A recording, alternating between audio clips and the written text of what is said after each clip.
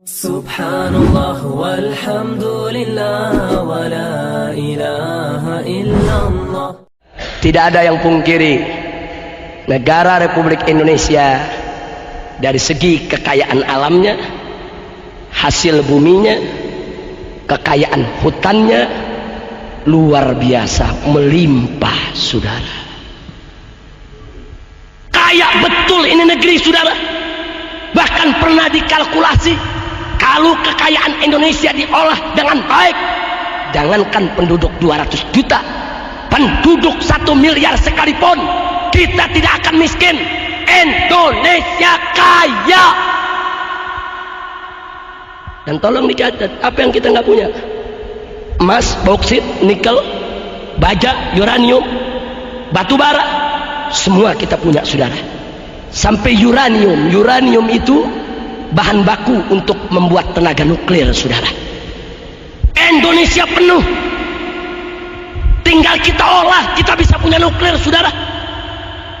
Amerika tahu kita kaya saudara, karena itu Amerika tidak izinkan Indonesia mengelola kekayaannya.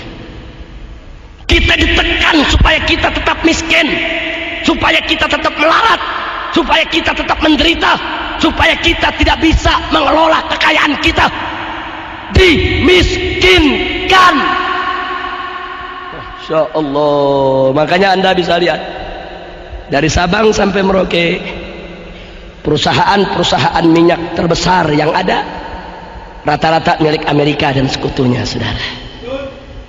Mobil Oil, Exxon Mobil, Caltech, coba kita lihat di mana-mana perusahaan-perusahaan Amerika yang raksasa besar, mereka yang buka kilang minyak, disedot minyak kita, dan pembagiannya tidak adil. Kita cuma dikasih ampas, kita dibikin miskin. Makanya dari dulu Pak, dari beberapa tahun yang lalu Front Pembela Islam sudah menyerukan usir Amerika dari Indonesia. Kita nggak butuh bergantung kepada mereka. Kita bisa kaya kalau olah kekayaan kita. Kenapa kita harus mempertuhan Amerika? Dikit-dikit Amerika, dikit-dikit Amerika. Apa kita pikir Amerika akan membuat kita maju? Tidak. Walan tardu ankal yahudu walan nasara hatta tattabi'a millatahum. Amerika tidak akan pernah mau kita jaya. Tidak. Masya Allah. Jadi biar Anda tahu, kekayaan ini kita dikebiri habis-habisan. Minyak kita disedot habis-habisan saudara. Belum emasnya dan kekayaan laut serta hutannya. Padahal kalau dikelola dengan baik, Indonesia jangankan 200 juta, 1 miliar penduduknya tidak miskin saudara. Ini negeri kaya. Tapi kita sengaja dimiskinkan. Nah bagaimana solusinya? Solusinya kita mesti tolak kehadiran Amerika di sini. Tidak ada solusi lain saudara. Nggak bisa kita selamatkan kekayaan alam kita kecuali musuh-musuh yang mengeruk kekayaan kita, yang menyedot minyak kita, usir dari republik ini. Kita bisa mandiri untuk bangun negeri kita sendiri. Betul? Masya Allah saudara, jangan bergantung kepada Amerika. Bukan kita yang butuh mereka, mereka yang butuh kita. Mereka keruk kekayaan kita, biadab. Jadi di sini kita tidak ada jalan lain kecuali terus dorong pemerintah, usir mereka dari republik ini saudara. Ambil alih itu perusahaan semua, gunakan pengelolaannya untuk kemakmuran bangsa Indonesia, insya Allah. Kira-kira jelas? Sekarang yang keempat, ini yang keempat yang gak kalah pentingnya saudara. Subhanallah, tabarakallah, jeleknya Indonesia. Ternyata Indonesia saat ini boleh dikatakan negara kaum muslimin yang dakwahnya paling bebas di dunia saudara. Kita mau bikin tablik akbar kapan saja, kita mau bikin maulid di mana saja, kita mau bikin pengajian suka hati kita, mau di masjid, di musola, di jalanan, di pasar, di terminal, di stasiun, di mana saja. Kalau perlu jalan raya bisa kita tutup untuk tablik akbar. Betul? Itu Indonesia saudara. Tapi kalau Anda berangkat ke negeri Islam lainnya, jangankan negara Arab, ke Malaysia, negara tetangga, Anda nggak bisa menggelar tablik sembarangan seperti di Indonesia, saudara. Di Malaysia ceramah mesti pakai surat izin mubalik. Biar Anda tahu, nggak gampang, saudara. Malaysia negara jiran. Apalagi di Saudi, bikin maulid ditangkap. Ya kenyataan kok. Coba lihat, bikin maulid dimusuhin, ditangkap. Orang bikin maulid sampai kayak penjahat. Coba lihat, Anda nggak dapat sebebas Indonesia, saudara. Ini kelebihan Indonesia.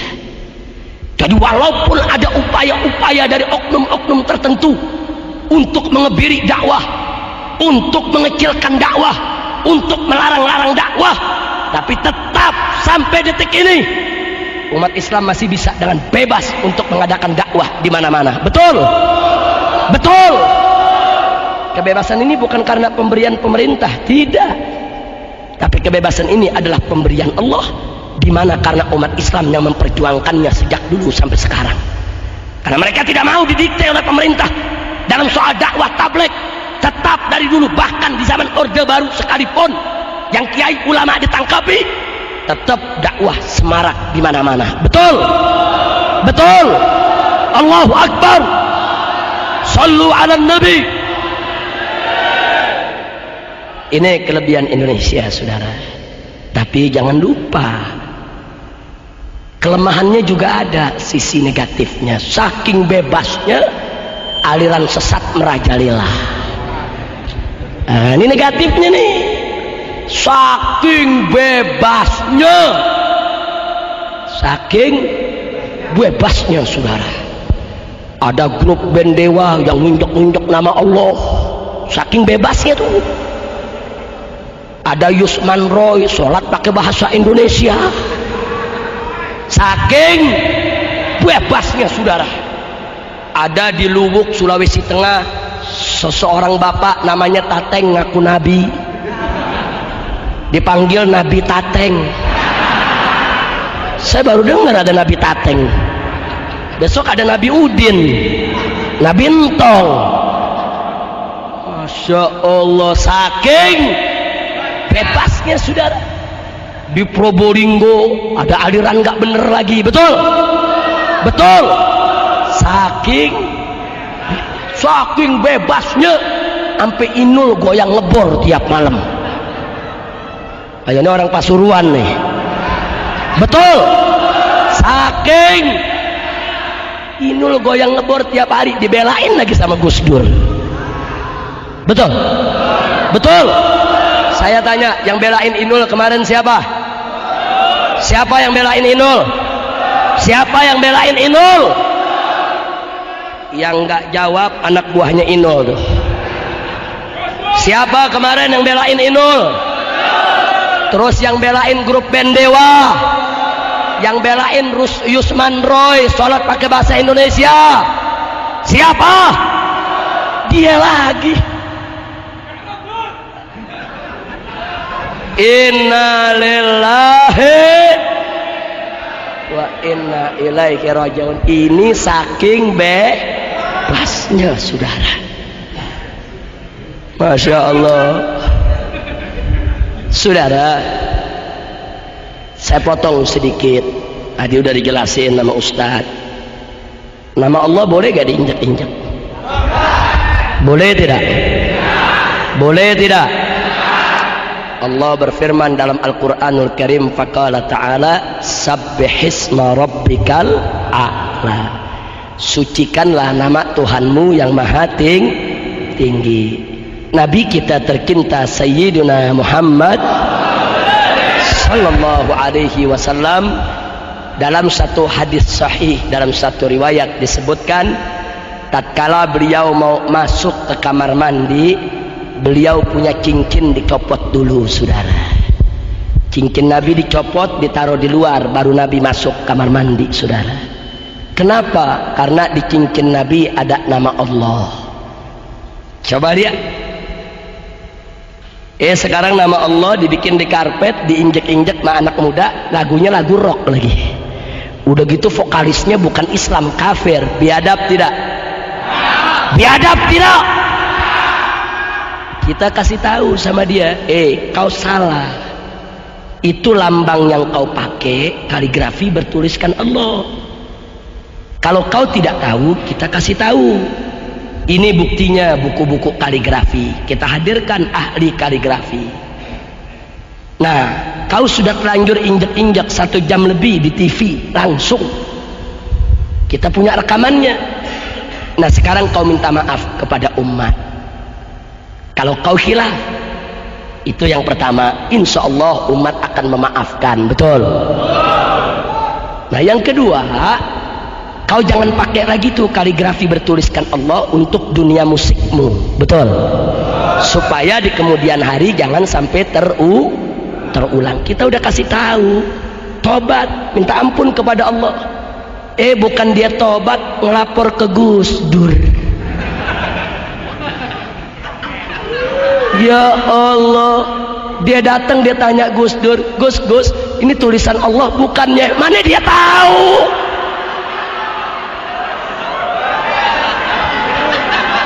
Ayo saya tanya, dia tanya Gus Dur, ini tulisan Allah bukan? Gus Dur bisa tahu gak? Bisa tahu gak? Salah nanya. Mestinya kan yang nanya Kiai Sadullah, betul? Pak Kiai ditanya ya tahu.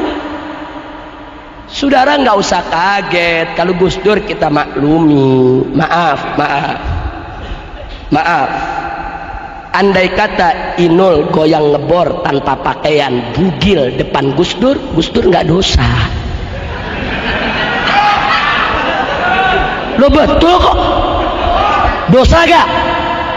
Gus Durnya dosa gak?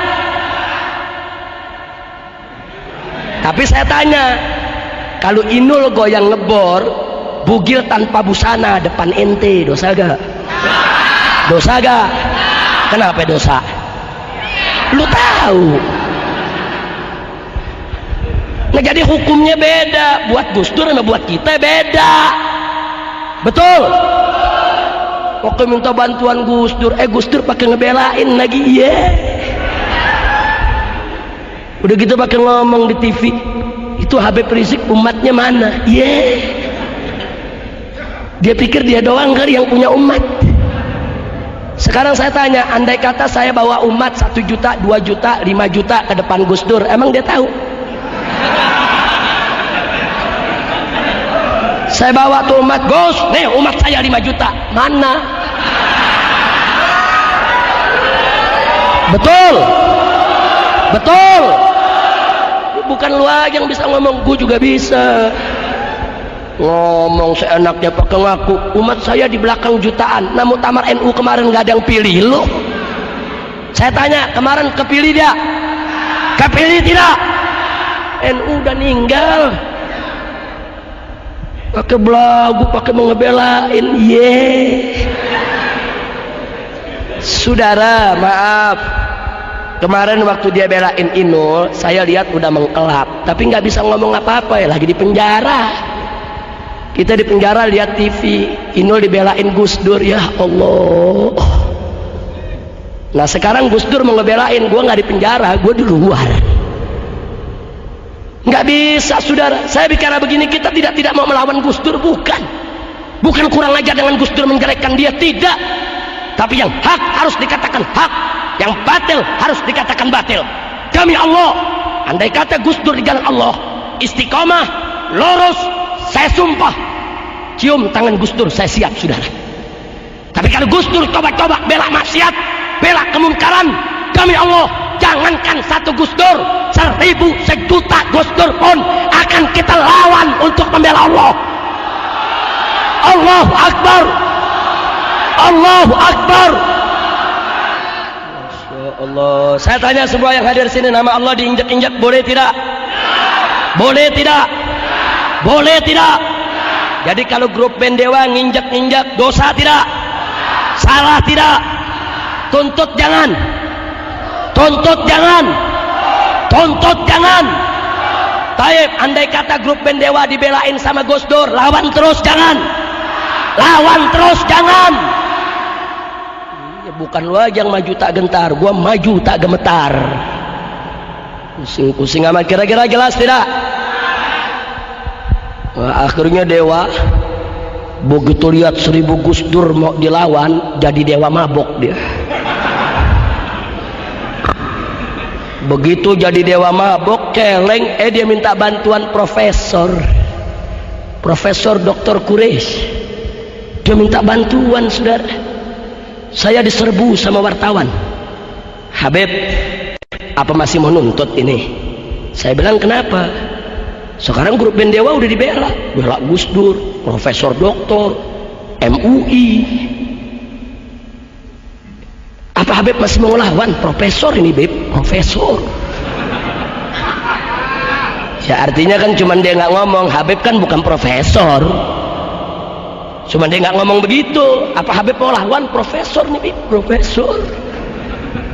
Yang ngebelain nggak tanggung-tanggung. Profesor Dr. Quraisy, Profesor Din Samsudin, Sekretaris Umum MUI. Saya bilang, saya jawab, Mas, begini Mas ya, kita kalau sakit gigi datang ke dokter gigi, walaupun dokter giginya bukan profesor. Betul? Jangan ente sakit gigi datang ke dokter kandungan, walaupun tuh dokter kandungan profesor. Ente sakit gigi datang ke profesor kandungan, dibikin beranak ente. Betul? Betul? Jadi orang kalau sakit gigi cukup ke dokter gigi. Jadi kalau Mas mau tahu itu kaligrafi tulisan Allah atau bukan, jangan tinggi-tinggi nanya profesor ketinggian. Jangan tanya santri yang belajar hot, tanya santri yang belajar kaligrafi. Walaupun bukan profesor, dia tahu kalau itu tulisan Allah. Untuk mengetahui tulisan itu Allah atau bukan, jadi profesor dulu, ketinggian. Nggak perlu jadi profesor, sudah. Lihat sepintas kita tahu kalau itu tulisan Allah. Betul? Jadi grup band Dewa pikir nih, dengan dia diaretin profesor, dipikir kita mundur. Udah gitu profesornya Habib juga lagi. Jadi dia mau adu, saudara. Habib mau diadu, Ustadz sama Ustadz mau diadu. Dipikir kita bakal mundur kali. Udah gitu mentang-mentang dibela sama MUI, pakai ngancam, kami akan tuntut balik Mas Rizik.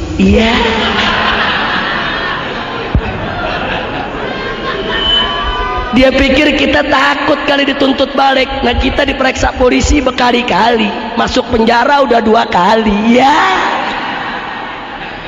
Mau diancam, innalillahi wa inna ilaihi raji'un. Akhirnya kita lawan terus. Singkat cerita, akhirnya grup band Dewa mabuk celeng-celeng dia. Nah, begitu udah mabuk celeng, MUI dia minta perlindungan, kita lawan. Kok profesor kita lawan, kok Gus Dur kita lawan. Ujung-ujungnya belakangan dia minta maaf. Dia minta maaf, dia tarik itu logo, dan dia tarik dari peredaran. Alhamdulillah. Cuman yang kesiannya apa? Yang kesiannya Gus Dur yang udah capek-capek ngebelain. Nah, udah capek-capek ngebelain, yang dibelain ngaku salah. Rasain. Sampai suruh lu belain artis. Betul? Betul?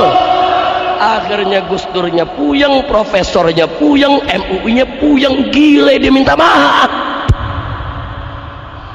Nah, biar dia rasa itu namanya teguran dari Allah. Taib, semua saya tanya sekali lagi di sini, tulisan Allah boleh diinjak tidak? Boleh diinjak tidak? Boleh diinjak tidak? Haram tidak? Haram tidak? Jadi kalau diinjak tulisan Allah kita marah tidak? Yang nginjak tuntut jangan. Kalau yang nginjak dibelain Gus Dur, lawan jangan. Kalau yang bela 1000 Gus Dur, lawan jangan. Kalau yang bela 1 juta Gus Dur, lawan jangan. Allahu Akbar. Sallu ala Nabi. Masya Allah. Jadi saya ingatkan saudara, kita nggak boleh mundur di dalam membela Allah. Alhamdulillahirabbil alamin. Nah, kenapa semua ini terjadi? Saking bebasnya. Ini dia nih. Nah, baik, kita lanjutkan yang ketiga ini. Amerika lihat, oh Indonesia dakwahnya bebas. Ini bagi Amerika Serikat dan sekutunya berbahaya. Kalau dakwah bebas, maka akan tumbuh pemuda-pemuda militan, pemuda-pemuda yang siap mati buat Allah. Ini yang membuat Amerika ketakutan, saudara. Kalau Indonesia dibiarkan dakwahnya bebas, 200 juta umat Islam di masa yang akan datang militan, siap berkorban, berani. Itu bagi Amerika Serikat adalah ancaman besar, saudara. Maka itu mereka harus manfaatkan kebebasan itu untuk menghancurkan dakwah. Dakwah kita bebas, dakwah kita semarak. Mereka cari cara bagaimana dakwahnya dihancurkan.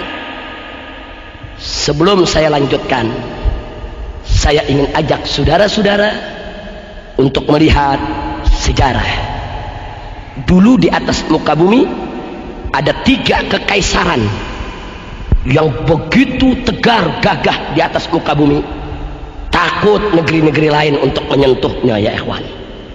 Yang pertama adalah kekaisaran Romawi yang ada di Eropa. Yang kedua adalah kekaisaran Persia yang ada di Asia Barat, ya ikhwan. Dan yang ketiga adalah kekaisaran Cina yang ada di Asia sebelah timur, saudara. Nah, kekaisaran Persia dengan izin Allah tumbang di bawah telapak kaki Sayyidina Umar ibn Khattab radhiyallahu ta'ala anhu. Kekaisaran Romawi pecah terkotak-kotak yang sekarang menjadi negara-negara barat, saudara. Kekaisaran Cina saat itu masih tegak berdiri. Tidak ada satu negeri pun yang berani menyerang mereka. Tiba-tiba negara-negara barat mereka bersekongkol. Inggris, Prancis, Spanyol, Portugis. Bagaimana caranya menumbangkan kekaisaran Cina? Kekaisaran Cina kuat, tentaranya banyak, pandai bela diri, luar biasa. Pengobatannya, akar-akarannya penunjang daripada kesehatan mereka, keberaniannya, kemampuan tempur di gurun pasir, di laut, kuat. Negara barat nggak berani menyerang Cina, saudara. Lalu apa yang mereka lakukan? Mereka buka hubungan dagang dengan Cina. Mereka dagang dengan Cina. Begitu mereka dagang dengan Cina, mereka masuk ke Cina, mereka pelajari apa yang ada di dalam negeri Cina. Akhirnya mereka dapat cara, mereka masukkan secara besar-besaran ke daratan Cina apa yang disebut candu, saudara. Candu yang bikin orang mabok, kalau kayak kita zaman sekarang ini narkoba, narkotik, dimasukkan oleh mereka, dijual murah, bahkan untuk rakyat kadang-kadang diberikan gratis, apalagi untuk tentara, saudara. Tentara Cina diberikan, diundang, dibuat pesta candu. Candu itu daya rangsangnya cepat. Sekali orang isap ingin 2 kali. 2 kali diusap, dia akan kecanduan, saudara. Cepat betul daya rangsangnya. Akhirnya jenderal-jenderal Cina, prajurit-prajurit Cina diajak bercandu ria. Bahkan dijanjikan keuntungan besar untuk jadi agen-agen candu untuk diberikan kepada rakyat banyak, saudara. Bertahun-tahun mereka diracuni dengan candu. Begitu sudah keracunan candu, tahu apa yang terjadi? Tentara Cina kalau sudah nagih candu, gemeter badannya, lemes dengkulnya, megang senjata nggak kuat, saudara. Jangankan perang, angkat senjata tidak mampu. Dia harus kena candu dulu, hisap candu dulu, baru tenaganya pulih lagi, saudara. Begitu mereka sudah keracunan candu, candu di stop oleh Inggris dan Prancis, saudara. Tentara kewalahan, kalang kabut, mereka ketagihan, datang saatnya mereka kayak orang gila, nggak bisa perang, candu ditiadakan. begitu kondisi sudah seperti itu, tentara Inggris dan Prancis masuk ke Cina. Hanya beberapa hari Cina direbut, kaisarnya ditawan, saudara. Masya Allah, ini yang disebut perang candu. Saya tanya, licik tidak? Licik tidak? Hati-hati hadirin. Saat ini Amerika Serikat dan sekutu memainkan strategi yang sama. Dulu Inggris memasukkan candu, dirusak dulu moral tentara dan rakyat, baru mereka rebut. Saat ini mereka masukkan ke Indonesia bukan candu saja, VCD porno, obat-obatan terlarang, ekstasi, drug, narkoba, narkotik, heroin, opium, macam-macam mereka masukkan ke negeri kita. Dia rusak kita punya negeri. Masya Allah, hati-hati saudara. Dulu Inggris menjadikan candu sebagai senjata perang. Sekarang Amerika Serikat menjadikan segala bentuk kemaksiatan di Indonesia sebagai senjata perang.